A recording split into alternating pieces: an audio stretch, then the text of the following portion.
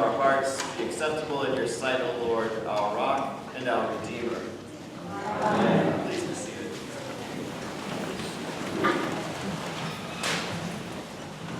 On the plane to Seattle last week, I found a book on my iPad. I can't remember when or why I downloaded it, but it was fascinating. The book is called Steal Like an Artist, 10 Things Nobody Told You About Being Creative by Austin Kleon. He is an artist himself, and he writes books with kind of hints for creative types. But I found that I thought a lot of what he said would be applicable to everyday life for most of us. He says, starting with his title, Steal Like an Artist, he says, if you're setting out to be a painter, don't worry about finding your own specific voice. Rather, he says, work on painting like one of your favorite painters. So work on painting like Van Gogh. At the end of that, the painting that you come up with may look a bit like Van Gogh, but in the process, your own individuality, your personality, your quirks will have worked its way into your art, and it will be an original you. Johnny Carson set out to be Jack Benny, and he ended up becoming Johnny Carson. David Letterman set out to be like Johnny Carson and ended up becoming David Letterman. Conan O'Brien set out to be David Letterman and ended up becoming Conan O'Brien.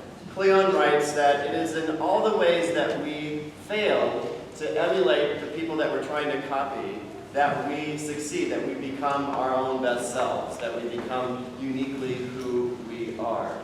Creativity, he says, can start by trying to copy someone else, but our own personality, our own quirks, our own individuality will make us what we are. He has a couple other hints. He says he always walks around with a pad of paper and a pencil, and when he sees something he finds kind of interesting, he jots it down because he knows he won't remember it later. So if he's out on a walk and there's a particularly friendly dog or an attractive arrangement of flowers in the garden or something else that he notices, he makes a little note so he can have it later. He's not the only one cautioning about this, but I thought his take was interesting. He's worried about the amount of time we spend on computers in front of screens. He knows that this is a new development in the life of humankind, and he says that he believes that it cuts down on our ability to be creative. And so in his office he has two desks, one with his computer and one without, and he spends as much time as he can at the desk without the computer. His last chapter really got my attention. He talks about the power of subtraction. And he writes that in this age of information abundance and overload, those who get ahead will be the folks who figure out what to leave out so they can concentrate on what's really important to them. Nothing is more paralyzing than the idea of limitless possibilities. The idea got me because it's so counterintuitive. He suggests that creativity can be sparked by limiting the options. So he says, paint a painting with one color. Make a machine out of leftovers junk in your garage. Do something with a small amount of things. Limit your possibilities so that you don't get overwhelmed. He gives a good example. Dr. Seuss wrote The Cat in the Hat using just 236 words, which he did intentionally because he was trying to write a book for young readers, and he wanted a vocabulary that they would be able to manage. His editor noted what he had done and joked with him and bet that he couldn't write a book using only 50 words. Dr. Seuss went back to his desk and then turned in green eggs and ham, using only 15 words. Limiting the possibility, limiting the options can spark creativity, can help us live more fulfilling lives because we're not overwhelmed with details and limitless possibilities. The man that we just heard about in Luke's gospel is so overwhelmed with possibilities, with options, that he can't even remember his own name. Now, this interaction between Jesus and the man who's possessed has a lot of details that may make you think about The Exorcist or some zombie movie, and I don't really want to focus on those. Rather, I want to focus on what the man and Jesus say to each other. The man sees Jesus and he cries out, "What have you to do with me, Jesus, Son of the Most High God?" And in the thinking of those days, to have someone's name, to know someone's name, to say someone's name, was to give you some power over the other person. I think there's some truth to that. In my last job as a church musician, we had at the end of each summer a choir camp for our young choristers. We would collaborate with 5 or 6 other churches, and we'd have about 70 kids, ages 8 to 12 or 13 or so.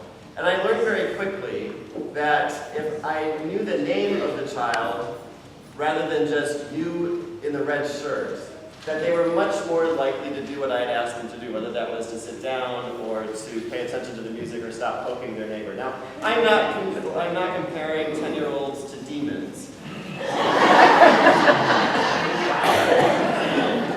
But I do think that there's some truth to the idea that knowing someone's name gives you a sort of power over them. Jesus wants them to know the man's name, and the man answers Legion, or the demons inside the man answer Legion.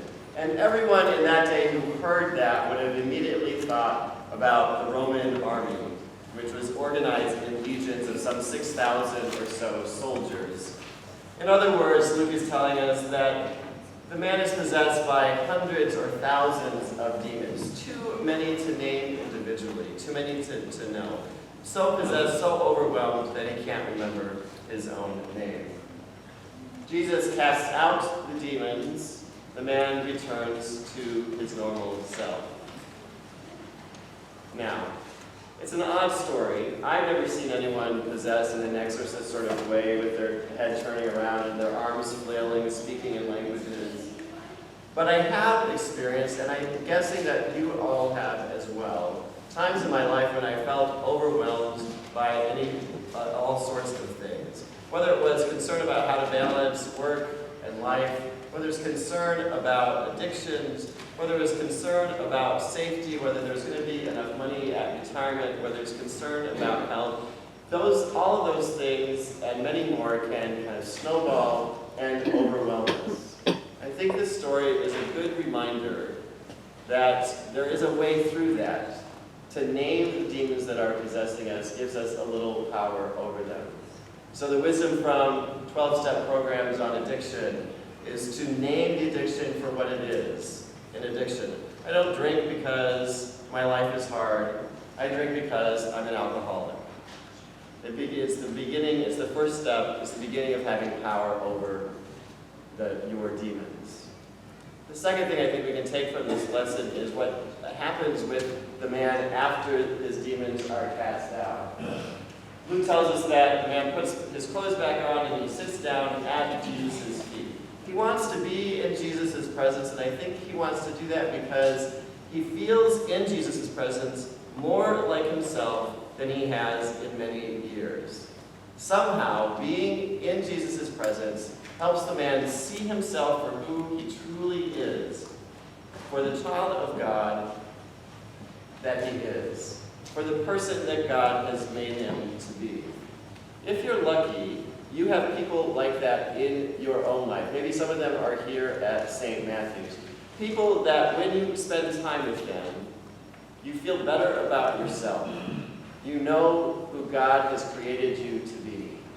You remember that you are a beloved child of God. Hopefully, maybe here at church, in your families, in your circle of friends, you have people like that. Hopefully also, you spend time in the presence of God, however that works for you, whether it is here at church, whether it is in prayer at home, or whether it is in quiet moments during the day, like Elijah experiencing God in the silence on the mountainside. Spending time in the presence of God can help us sort through the demons in our lives and remember who we truly are. This week, give some thought to creativity, how to subtract things from your life, how to limit the possibilities so that you can live a fuller, richer life. Give some thought to your demons, what their names are, call them out, and send them on their way. And remember those people in whose presence you feel most like yourself. most like the person that God has created you to be. Seek them out, give thanks for them, spend time in their presence. Amen.